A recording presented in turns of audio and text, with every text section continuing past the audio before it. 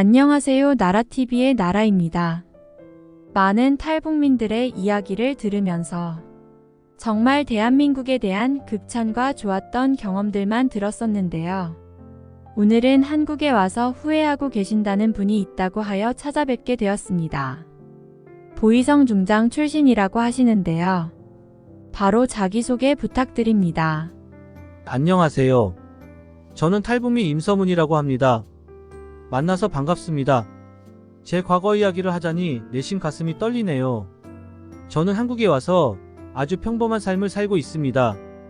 북한에서는 저는 주로 높으신 분을 모시는 수행원 일을 했었지요.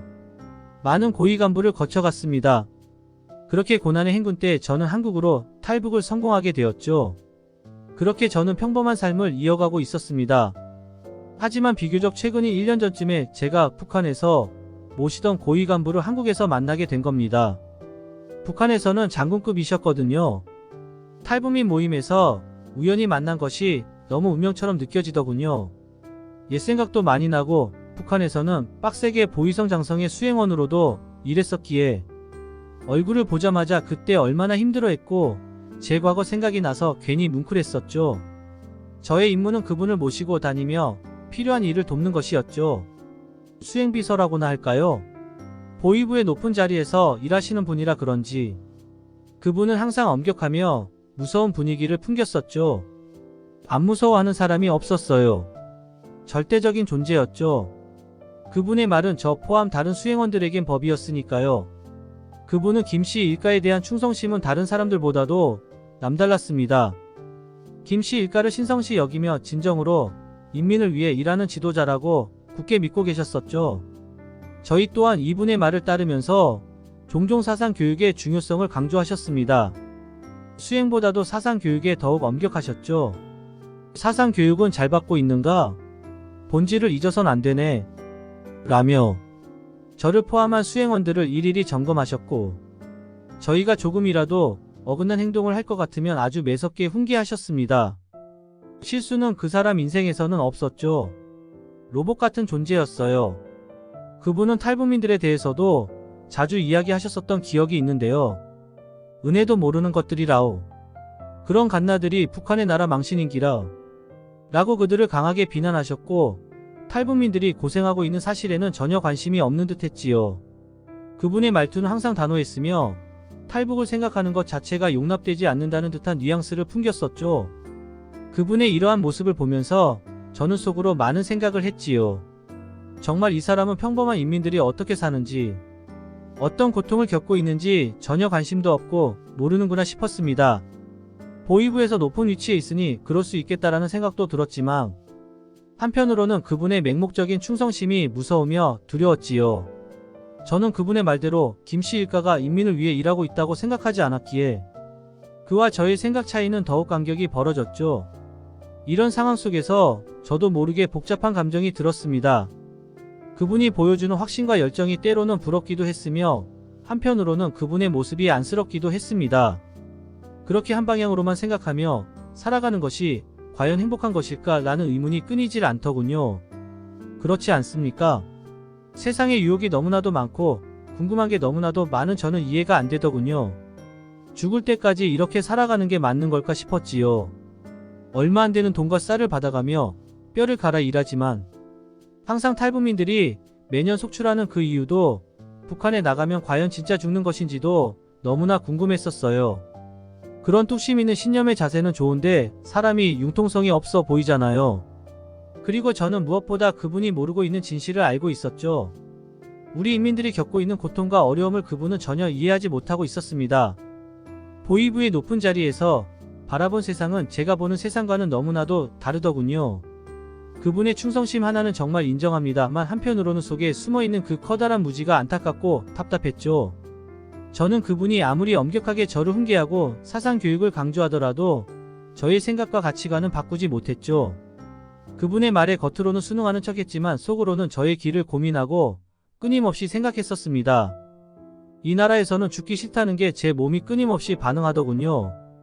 하지만 그분의 모습을 보면서도 제 마음은 알 수 없이 요동치더군요. 그분의 확고한 믿음 속에서 자신을 잃지 않고 살아가는 것이 과연 가능한 일일까? 그리고 나는 과연 어떤 선택을 해야 최선의 선택이라고 할 수 있을까라는 생각에 머리가 늘 아팠지요. 늘 제 갈 길을 가기 위해 끊임없이 생각을 거듭했죠. 그분의 말에 순응하며 살기보다는 저만의 가치관으로 찾고 싶었습니다. 그분의 모습에서 많은 것을 배웠지만 그 모든 것이 저에게는 다 올바르다는 생각은 못하겠더군요. 고난의 행군이 찾아왔을 때 저는 진정한 절망을 느꼈습니다. 모든 것이 부족한 그 시기에 저도 굶주림을 견뎌야 했었지요. 하지만 저보다도 더 힘든 사람들 길에서 굶어 죽어가는 어린 아이들과 동물들을 보며 저는 깊은 충격에 빠질 수밖에 없었죠.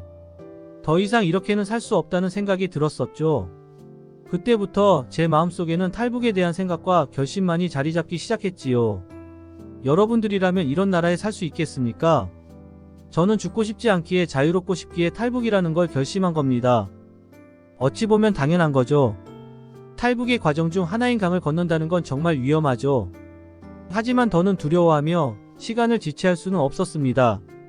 저는 용기를 내어 목숨을 걸고 강을 건넜었죠. 그렇게 힘겹게 건넌 그 강이 제 인생을 완전히 뒤바뀌게 해주었습니다. 한국에 도착했을 때 느낀 그 해방감과 자유는 말로 표현할 수 없었어요. 그토록 억압받고 말도 안 되는 상황이 노출되는 반면에 자유로운 세상에 도착한 그 기쁨은 정말 이루 말할 수 없었죠. 한국에서의 삶은 제 상상보다도 더 완벽했으며 제가 꿈꿔왔던 삶이 현실이 되었고 저는 탈북을 결심한 것이 인생 최고의 선택이었다고 느꼈었죠. 새로운 나라에서 저는 더 이상 신분과 출신 성분에 전전긍긍하며 힘들게 살지 않았죠. 누구나 자신의 노력에 따라 살아갈 수 있었고 저는 그 점이 정말 저하고 잘 맞았죠. 자유롭게 살아가는 것의 소중함을 깨닫게 되었습니다. 그런데 어느 날 저는 뜻밖의 만남을 하게 되었지요. 한국에서 생활한 지 몇 년이 지난 어느 날 저는 그토록 김씨 일가를 사랑했던 보이성 장군을 마주치게 됐었어요. 그것도 한국에서요. 그를 보자마자 저는 몸이 반응하듯 순간 돌마냥 굳고 말았습니다. 믿을 수가 없었죠. 한국에서 저 사람을 볼지는 상상조차 안 했으니까요. 그도 저를 보자마자 놀란 표정을 다시 잡고 머쓱하게 다가오며 말을 건네더군요. 한국에서는 더 이상 그 사람의 권위도 저의 출신 성분도 의미가 없으니 그저 같은 탈북민으로서 서로 마주하게 된 우리는 처음에는 많이 어색했지만 곧 마음을 열고 서로의 이야기를 나누기 시작했습니다. 그는 저에게 한국에서의 삶이 어떠냐고 물었고 저는 솔직히 모든 것이 만족스럽다고 대답했었지요. 그러면서도 마음속 깊은 곳에 있었던 궁금증이 있었습니다. 바로 물어봤죠. 근데 어쩌다가 탈북을 하시게 된 겁니까? 저의 질문에 그는 좀 당황했지만 애써 답해주더군요. 나도 처음엔 믿기 힘들었어. 내가 그렇게 신념을 갖고 내 인생을 갖다 바쳤는데 거짓일 줄이야. 하지만 고난의 행군 때 나도 깨달았지. 김씨 일가가 정말 인민을 위해 일하는 것이 아니라는 것을 말이야. 방치 수준이 아니라 학살 수준이더군. 라고 말했습니다. 저는 그 말을 듣는 내내 충격 먹었었죠. 그토록 충성심이 높고 엄청나게 김씨 일가에 맹신하던 사람 입에서 그런 말이 나올 줄 누가 알았겠어요. 그는 이어서 말했습니다. 그때 깨달았지. 내가 평생 속고 있었구나. 내가 믿었던 것들이 전부 다 거짓이었구나. 그 후로부터는 그 나라에 있을 수 없었지. 북한 국민들에게 면목이 없더라고. 그래서 나도 이곳에 오게 되었지. 그의 솔직한 고백에 저는 복잡한 감정과 생각이 오갔었어요. 그토록 무섭고 엄격했던 사람이 이렇게까지 생각하며 변화할 줄은 상상도 못했습니다. 그 또한 저와 다른 탈북민들처럼 진실을 깨닫고 새로운 삶을 찾기 위해 탈북을 결심한 것이었죠. 한국에서는 우리가 같은 사람일 뿐이었죠. 그 순간 저는 그를 조금 더 이해할 수 있었습니다. 그리고 전 장군은 잠시 말이 없더니 탈북을 하게 된 결정적인 이유에 대해 천천히 이야기를 풀어주더군요. 고난의 행군 당시 장군님의 월급도 밀렸다고 했었어요. 하지만 그 당시 저희와 같은 일반 인민들이 월급이나 쌀 밀리는 건 그냥 일상이었거든요. 차라리 월급이 밀리는 것으로 끝났다면 다행일 정도로 저희는 그보다 훨씬 심각한 고통을 겪고 있었으니까요. 하지만 장군님처럼 높은 지위에 있던 사람들까지 월급이 밀렸다는 사실은 저에게도 꽤 충격적이었습니다. 장군님은 그때를 회상하며 씁쓸한 미소를 지으셨습니다. 나는 그래도 뭐 견딜 수 있었어. 하지만 문제는 집에 있는 처자식들이었지.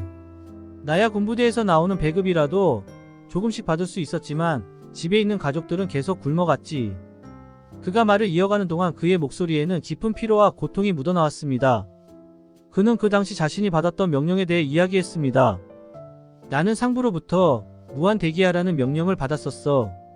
나라 사정이 말이 아니니 기다리라는 명령만 있었지. 그렇게 기다리면 뭐라도 달라질 줄 알았는데 현실은 참혹하더군. 그의 말 속에는 그때 당시 느꼈었던 절망감이 고스란히 담겨 있었습니다. 그는 당시 집에 있던 가족들의 모습이 떠오르는지 잠시 말을 멈추고 깊은 한숨을 내쉬었습니다. 차마 믿을 수 없었다고 했습니다. 군인들이 밥을 제대로 먹지 못해 점점 말라갔고 아무런 힘도 쓰지 못하게 되는 모습을 보면서 그는 큰 충격을 받았다고 합니다. 군인들이 점점 멸치마냥 말라가고 얼굴은 귀신같이 창백해져 갔으며 몸을 제대로 가누지 못하는 모습이 하루가 다르게 눈에 띄게 되었다고 했었어요. 그럼에도 불구하고 김씨 일가는 그들을 수해 현장이나 건설 현장으로 계속해서 내몰았다고 합니다. 장군님은 그때 그 장면을 보고 큰 충격을 받았다고 했습니다. 아무 힘도 없는 군인들을, 그 삐쩍 말라 비틀어진 군인들을 수해 현장으로, 건설 현장으로 내모는 걸 보고 그때 정말로 깨달았어. 이 나라가 체제가 정말 잘못됐다는 걸 말이야. 그의 눈에는 그때의 분노와 슬픔이 고스란히 담겨 있었습니다. 그는 이 말을 하며 잠시 고개를 숙였습니다. 그러다 장군님은 마침내 결정적인 순간을 이야기했습니다. 그는 어느 날 우연히 김씨 일가로 들어가는 식재료들을 보게 되었다고 했습니다. 그것은 생전 처음 보는 식재료들이었다고 합니다. 나는 그때 정말로 분노가 단전에서부터 끓어오르는 것을 느꼈어. 내가 굶어 죽게 생긴 것도 모자라 가족들이 고통받고 있는데 김씨 일가는 배부르게 호의호식하고 있으니 피가 거꾸로 쏟더군. 라며 표정이 심각해졌죠. 그가 보았던 것은 저희 같은 인민들이 평생 먹어보지도 못한 것들이었죠.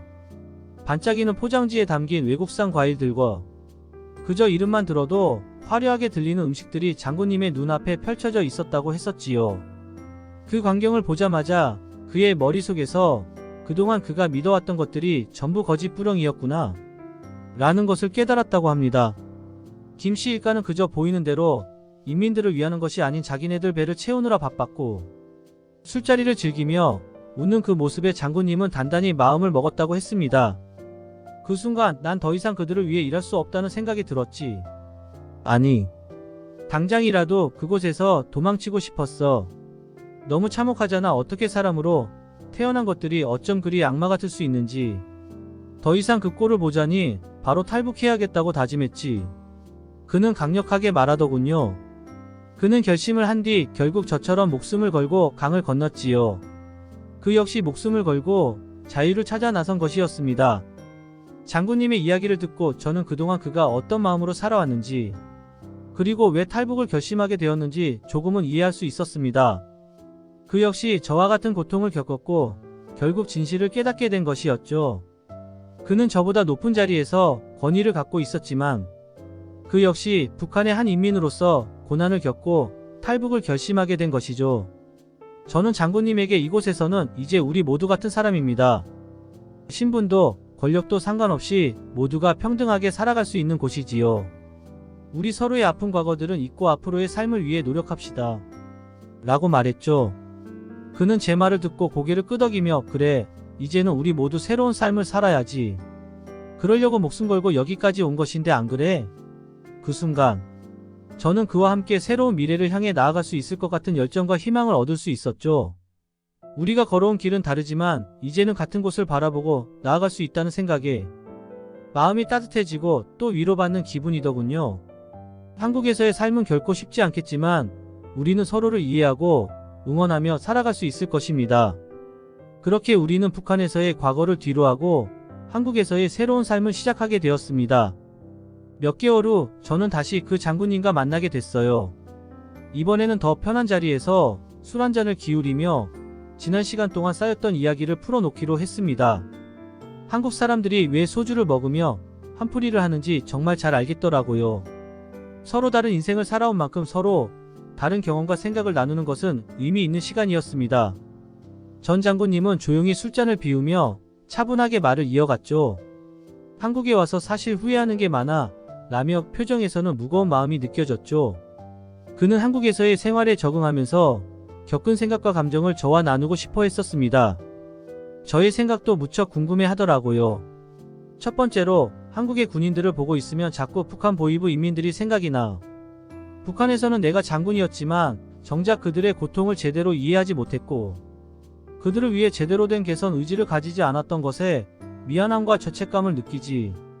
그는 깊은 한숨을 내쉬며 말을 이어갔어요. 한국 군인들은 훨씬 더 대우받고 그들의 목소리도 존중을 받지. 하지만 북한 군인들은 정말 불쌍했지.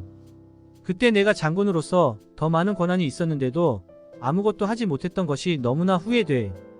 저 또한 북한 인민군들을 지켜보았을 때 정말 안타까웠던 적이 많아서 이해가 가더군요. 북한에서 장군으로서의 그의 위치는 많은 책임과 권한을 부여했지만 동시에 그가 할 수 있는 일에는 한계가 있었을 것입니다. 그리고 그는 그 한계를 뛰어넘을 수 없었던 자신의 무기력함에 대해 깊은 죄책감을 느끼고 있었었죠. 하지만 그가 말을 이어갔습니다. 내가 개선 의지를 가지고 무언가를 실행에 옮겼다면 정말로 상황이 바뀌었을까? 어쩌면 그랬어도 아무것도 달라지지 않았을 수도 있겠지만 그는 혼란스러운 표정으로 술잔만 바라보더군요. 그게 가장 답답해. 내가 아무리 노력해도 결국엔 바뀌지 않았을 거라는 생각이 드니까. 그래서 더 후회스럽더군. 저는 그의 말을 들으며 그가 얼마나 고통스러운 시간을 보냈는지 느낄 수 있었습니다. 그는 단순히 과거의 잘못을 후회하는 것이 아니라 그 잘못을 바로잡지 못한 자신의 무능함에 대한 깊은 자책을 느끼고 있었죠. 전 장군님은 술잔을 다시 한번 비우고는 두 번째 후회에 대한 이야기를 시작했죠. 그리고 두 번째로 북한에 남아있는 인민들을 생각하면 내가 김씨 일가와 백두혈통을 맹신했던 것이 후회돼. 그들이 뭐라고. 결국 똑같은 한낱 인간일 텐데 말이지. 뭐가 그리 귀해서 신격화했나 싶더라니까. 그는 고개를 저으며 자신의 어리석음을 비웃었습니다. 그들의 거짓말에 속아 평생을 바쳤다는 생각에 가슴이 아파 죽겠다. 그의 말을 들으면서 저는 그가 얼마나 큰 배신감과 자괴감에 빠져나오지 못한다는 걸 알 수 있었죠. 그는 김씨 일가를 신성시하며 살아왔고 그들의 명령을 따라왔습니다. 그러나 결국 그는 그들이 인민을 위하는 지도자가 아니라 그저 자신의 이익만을 챙기는 독재자들이라는 사실을 깨달았습니다. 정말로 그들이 인민을 위해 일한다고 믿었어. 근데 어쩜 그리 뻔뻔하게 철판 까고 거짓말을 할 수 있나? 아직까지도 이해가 안 돼.